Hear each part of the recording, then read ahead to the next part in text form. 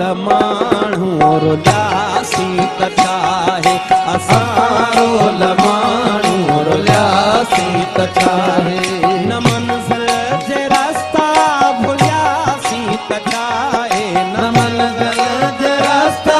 भुलियासी त छाहे असां लमाणू रुलियासी त छाहे असां लमाणू रुलियासी त छाहे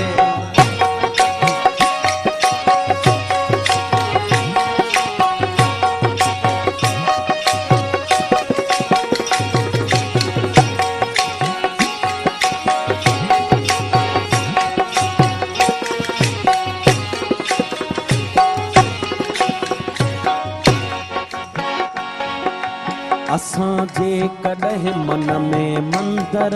हुजऊं हा हसीनाऊं भेटा में ॿारनि हॾिया असां या त मस्जिद जा महराब थियूं हा पवन हा असां ते के सजदन जलिया न हो इश्क में हज जो इम्कान कोई बधी खाली राम निकिरी पयासी असां लाइ गंगा जे अस्नान ते झल किनारे किनारे ही हलंदा रहियासी मोहब्बत जो महराज नाहे असां लाइ इएं खाली उभरे उॾियासी त छाहे असां लमाणू रुलियासी त छाहे असां लमाणू रुलियासी त छाहे न मंज़िल जे रास्ता भुलियासी त छाहे न मंज़िल जे रास्ता भुलियासी त छाहे असां लमाणू रुलियासी त छाहे असां लमाणू रुलियासी त छाहे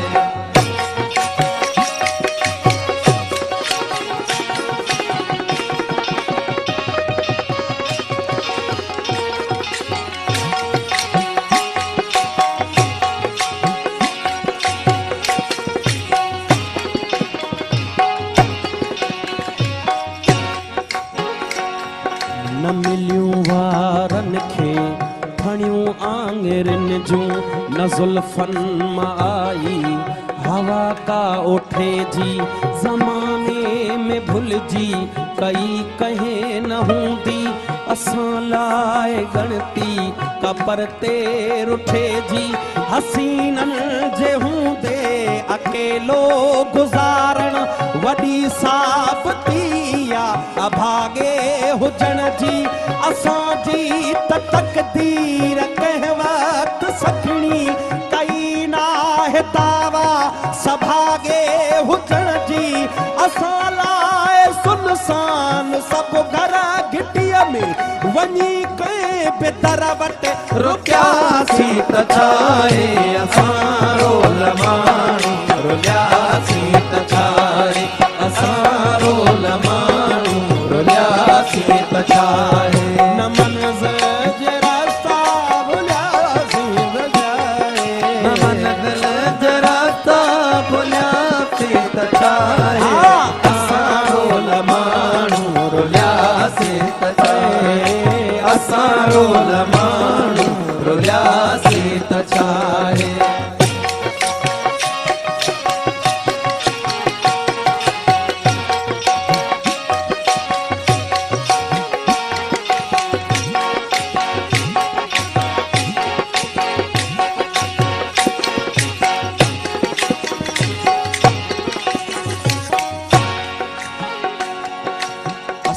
प्यार खां दूर मुवासी ओ जाना खुदा तो न बख्शी तो जन्नत असां खे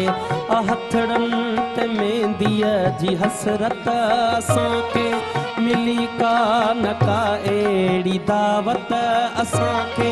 रखी दर खुलियल जे